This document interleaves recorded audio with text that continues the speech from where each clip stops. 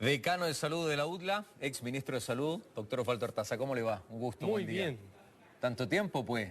Muchas gracias por invitarme. Gracias. Un placer, lo paso tan bien con usted. Qué lindo, doctor. Oiga, ¿todavía invicto del COVID o no? No. ¿Qué caí, pasó? Caí. ¡No! Caí. Sí. El último que faltaba. Sí. No, doctor. Por suerte me dio suave, ¿Ya? pero ya no me puedo ufanar. ¿Se acuerda cuando conversamos? Yo le contaba, sí, a mí ya me dio, doctor. ¿Y usted? No, todavía no, estoy invicto. No.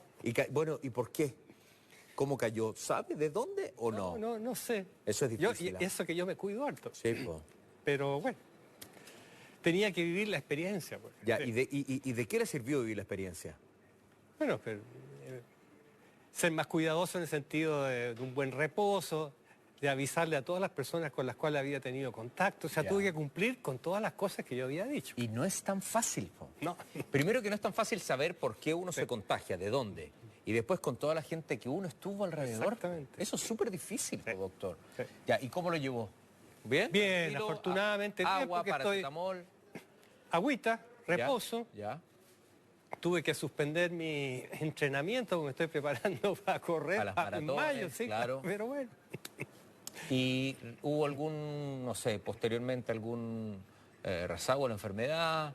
Respecto a respirar, afortunadamente por ejemplo, capacidad pulmonar, ¿no? Afortunadamente no, porque el problema que estamos teniendo ahora con COVID es que estamos todavía con un nivel bastante importante de contagio y lo peor es que no sabemos cuánta gente se está contagiando. Ayer porque... fueron 1.706 No, casos pero nuevos, eso por lo ejemplo. oficial, Lo pero oficial. la mayoría de la gente se hace un antígeno y eso nadie lo sabe.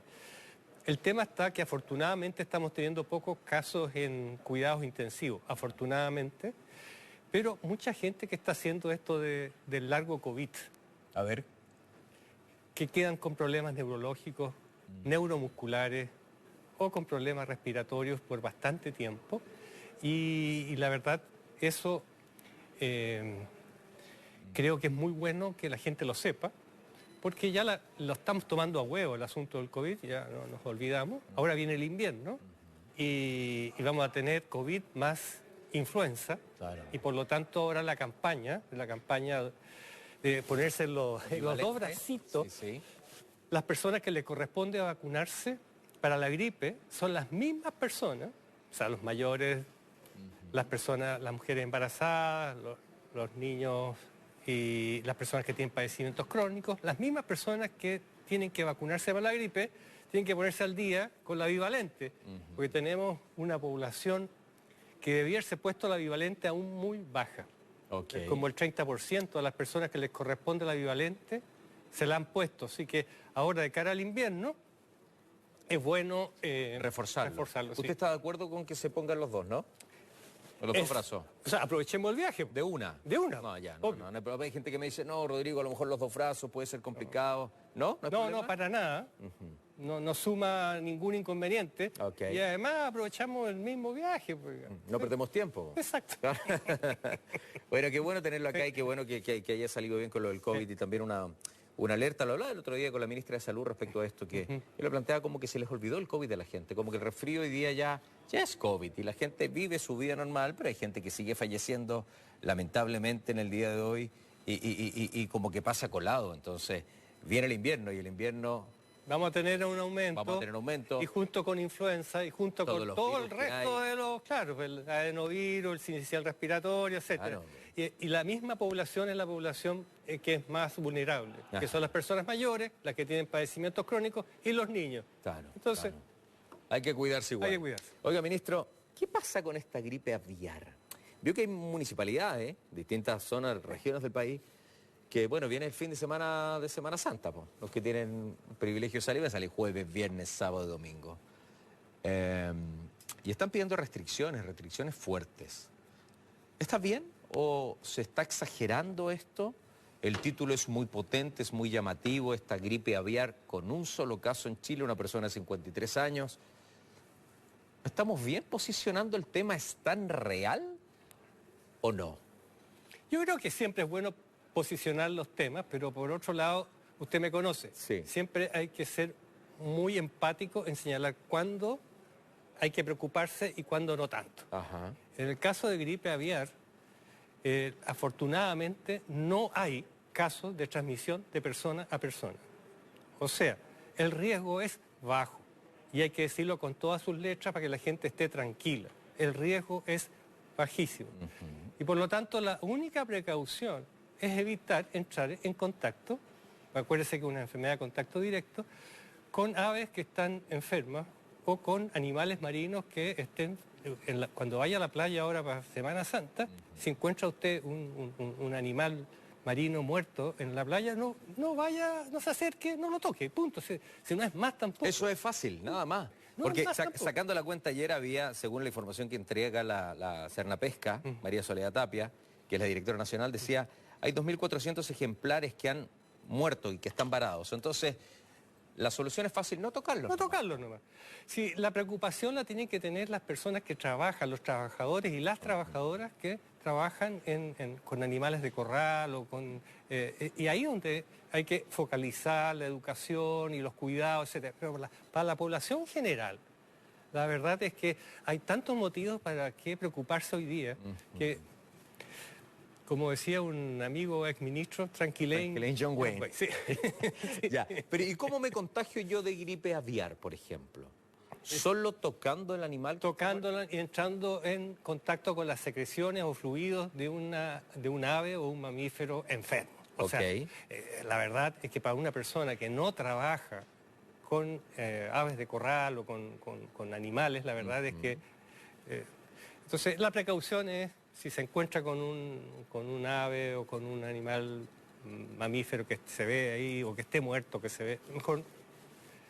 Evito el tacto. Evito acercarme. Ya, y si esa persona se contagia, ¿esa persona puede contagiar a otros? No. ¿O queda solo en queda él? solo acotado ahí. Okay. Y lo que puede generarse es una gripe muy fuerte que puede tener consecuencias respiratorias. Ajá. Nada más. Gripe con... Que puede tener con consecuencias pulmonar, respiratorias, una neumonía. Fuerte. Exactamente. ¿Puede llevar a la muerte esto o no? Ocasionalmente. Afortunadamente hoy día hay buen manejo intensivo, pero la verdad es que el daño más profundo que causa el H5N1, que es el nombre de este virus, es un daño económico, porque la mortandad que genera en aves de corral puede ser muy masivo y generar un daño económico muy importante. Ajá. Y te hago una pequeña reflexión. Sí.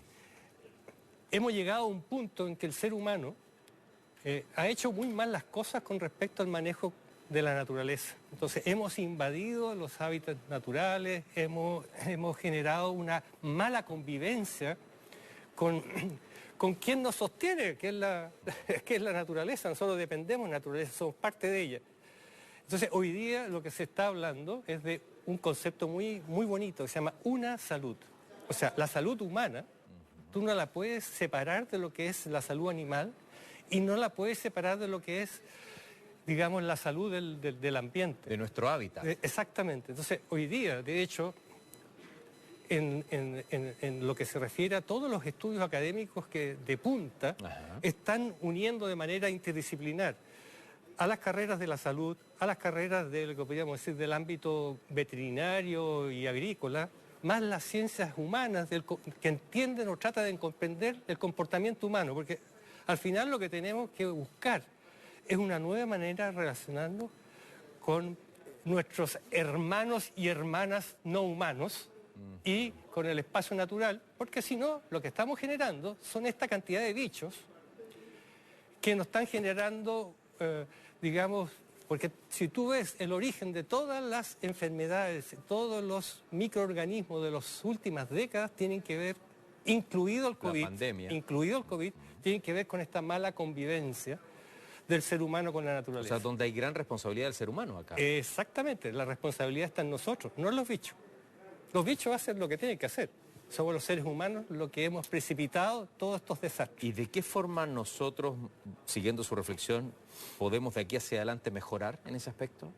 O sea, tenemos que cambiar nuestra manera de generar la producción, el desarrollo, de tal manera que sea más armónico con la naturaleza. O sea, la avaricia humana, esta ambición desmedida del ser humano por tenerlo todo en un momento, entonces nos ha hecho expandirnos de manera agresiva y violentando los hábitats de otras especies y por lo tanto lo que estamos teniendo ahora es la consecuencia de ello. Entonces, quizás hay que chantar un poquito la moto, como decimos, y repensar nuestra manera de producir esto que se llama extractivismo, o sea, extraer. Esta que en el fábrica de fondo salchichas permanentes. es una manera minuto. de decir avaricia de otra manera y ver cómo podemos hacer que seamos sostenibles en el tiempo, porque no se trata solo de nosotros No es hoy esta día. generación. Se trata de los hijos, de nuestros nietos, etcétera. Qué potente, ¿ah? Súper lindo tema, doctor. Y yo coincido. Coincido sobre todo porque hay gente que se le olvida que vivimos dentro de un hábitat. Un hábitat donde convivimos pues, con naturaleza, con animales, con la biodiversidad. Cuando, y a mí me molesta, y acá me salgo un poco del tema, discúlpenme, pero es cuando me hablan de los incendios forestales y me dicen, ¡ay, se quemaron 1.500 hectáreas, se quemaron tantas hectáreas! Sí, pero dentro de esas hectáreas hay animales, hay biodiversidad, hay bosques nativos, y como que se olvida eso. Entonces, es como una cantidad de espacio que se quemó, pero dentro de ese espacio hay una historia, pues. Hay vida,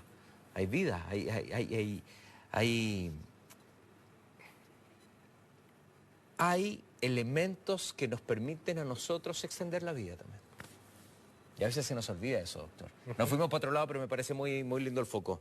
Doc, hay un hongo, Candida aureus, en Estados Unidos, que dicen que es bravo, que es peligroso.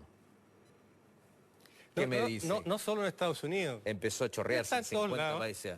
En Chile tuvimos un caso que afortunadamente, el año 2019, que afortunadamente fue de lo que se llama colonización, o sea, portaba el bicho, pero no se enfermó. Era una persona que venía de la India, diabética, y que hubo que hacerle varios tratamientos por complicaciones de su diabetes, y en los estudios se le encontró en un pabellón auricular, o sea, en el oído, se le encontró que andaba trayendo de polizón, así, sí. Y fíjense que el SAC ni se dio cuenta en la aduana cuando pasó adentro con la Candida auris. Ese fue el primer caso en el 2019 acá en Chile. Es un hongo que cada vez está más presente. Está hoy día en 30 países. En todos lados, sí. Está cada vez más presente en los hospitales. ¿Es visible? No. Son microorganismos, o sea, tú no los ves. ¿Pero en la piel?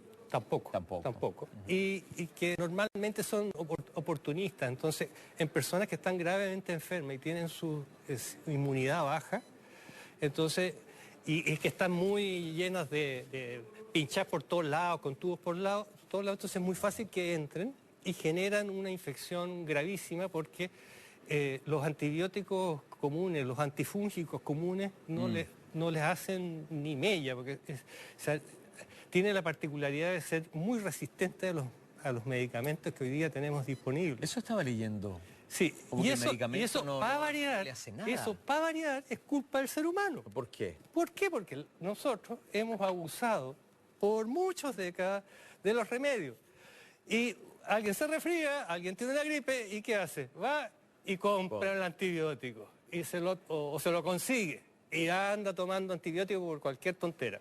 Entonces, ¿qué es lo que pasa? Es que los bichos se empiezan a acostumbrar, entonces cada vez es más difícil frente a una enfermedad severa poder encontrar un antibiótico que le haga efecto. Entonces, eso se llama la multiresistencia y es en gran medida generada por la negligencia y la falta de información de nosotros mismos, los seres humanos. ¿Me fijas? Afortunadamente, en nuestro país tiene un protocolo muy bien desarrollado, todos los hospitales lo conocen muy bien, para el manejo de las infecciones asociadas a las atenciones en salud, y de tal manera que se está siempre muy alerta, primero, para identificar este tipo de microorganismos que son multiresistentes, y segundo, para tomar medidas, porque hay que tomar medidas que están muy protocolizadas. Hay que poner en una pieza aparte, o sea, hay que hacer un aislamiento, y además el personal de salud tiene que usar una vestimenta especial, y hay una serie de protocolos justamente para evitar que se transmita más ese microorganismo y poder salvarle la vida a esa persona. Lógico.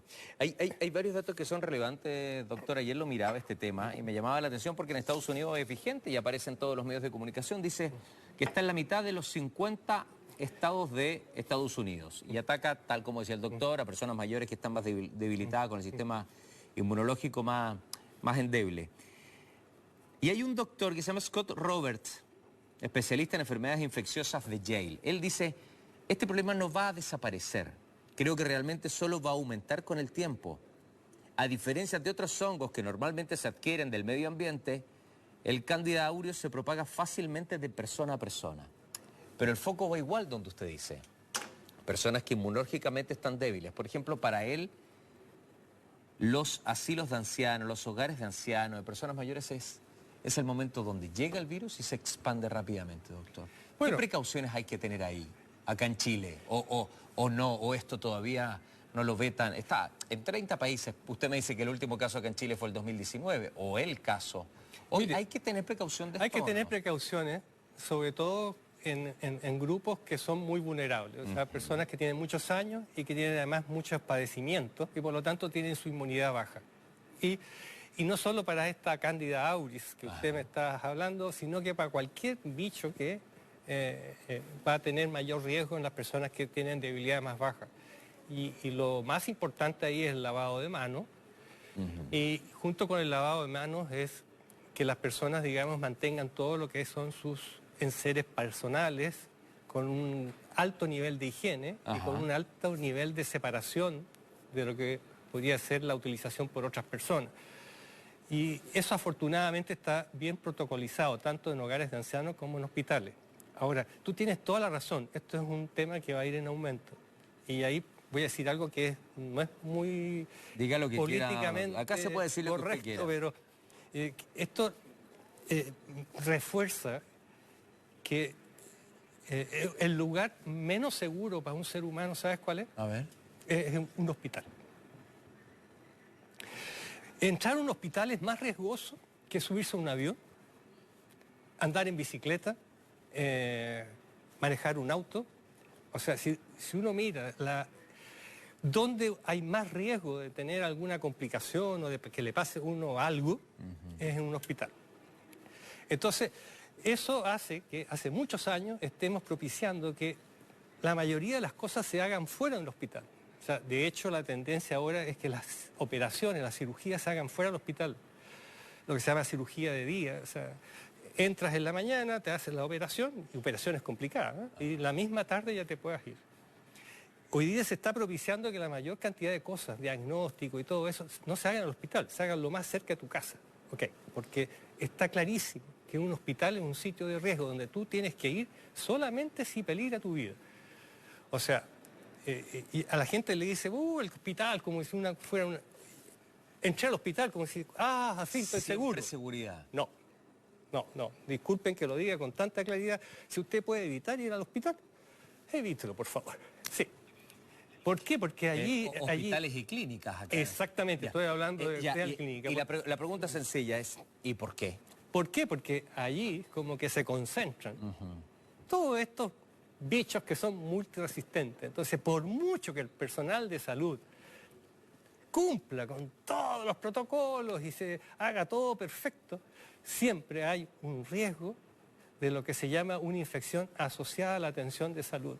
Y por lo tanto que se adquiera no solo la cándida esta que estamos hablando, la pseudomonas, y hay una lista de microorganismos que son terribles y que por lo tanto hacen, con todas las medidas que se toman, hacen del hospital un lugar, quizás el lugar más inseguro del mundo, donde solo hay que ir si está en riesgo la vida. O sea, cuando tú pones en la balanza... Mejor no ir. Si tú pones en la balanza, si no voy al hospital, me muero. Entonces, claro, tenés que ir al hospital. Sí, Estás claro. con un infarto y te tienen que conectar a ventilación mecánica, no tenés escapatoria, o sea, no tenés cómo elegir. Pero si tú puedes elegir y tú puedes hacer que tu atención en salud sea fuera del hospital, Es mejor privilegiar eso. es mejor. Bueno, a mí me vino un dolor haciendo este noticiero tan duro. Me fui al doctor apendicitis. Época de COVID. Me operaron y al otro día me dijeron, Sepu, ándate. ¿Y por qué? Porque yo también obviamente uno está con más seguridad, con gente que te puede ayudar. No, porque acá es mucho más probable que te puedas infectar de otras cosas y con el COVID mucho más probable, así que vayas a su casa nomás. A mí me pasaba cuando yo atendía niños en el hospital Carlos Maquena y las mamás y los papás me decían, doctor, déjelo unos días más porque todavía se ve tan delicado el niño. Decía, por favor. Pero por favor, no es cerrado el pensamiento de la mamá y el papá, se siente mucho más seguro. Obvio, pues entonces yo le tenía que explicar, por favor, llévenselo porque en su casa va a estar 1000 veces más seguro porque yo no le puedo garantizar que por una hora más que se quede, no vaya a agarrar alguna infección, alguna cosa. Y ahí no es por negligencia, sino es simplemente porque es un lugar riesgoso, porque allí como que se concentra, digamos, todo este tipo de... Absolutamente. La última pregunta, doctor, para no quitarle más tiempo en su día domingo, agradeciéndole como siempre la gentileza. ¿Qué consejo les da a las mamás y a los papás a partir de estos meses que ya empieza a bajar la temperatura, cambiamos de horario, empieza abril, mayo, junio, julio, que son meses de más frío, van a comenzar a lo mejor algunas lluvias en distintos sectores del país, con todos los virus que vienen y que son virus que están presentes? ¿Qué le podría aconsejar, pero directamente usted con la experiencia que tiene también en pediatría, para los niños y para las niñas chicas? ¿Qué les podría exponer acá?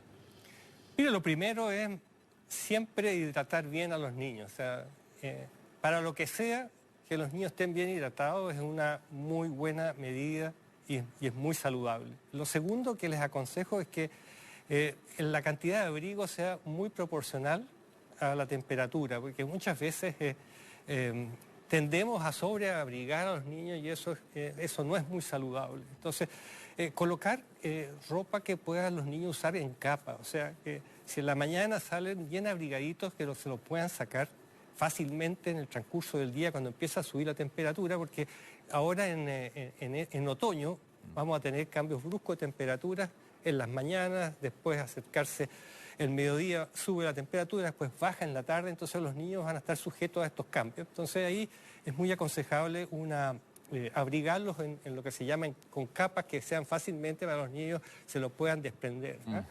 Y otra medida que es muy aconsejable es cuando el niño está con síntomas respiratorios, está con tos, está con romadizo,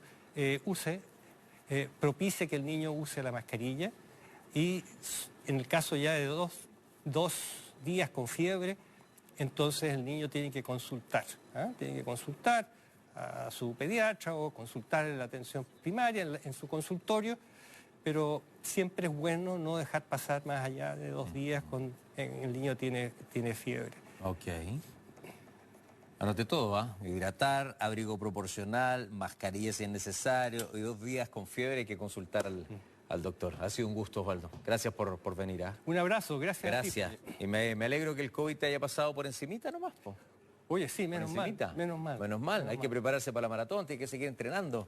¿Y ya puedes seguir entrenando o estás todo Sí, no, ya retomé. Estamos listos. Retomé, sí. Muy bien. Harta agua, doctor. Harta agua. No tuvo ninguna consecuencia el doc. Sí, un deportista. Doctor, muy agradecido. Muchas gracias. Gracias, Osvaldo. Que esté muy bien. Bueno, nos vamos a la feria, 10:09. A ver, ¿quién está Súbame la música, por favor. La música arriba. Chao, doc. Gracias.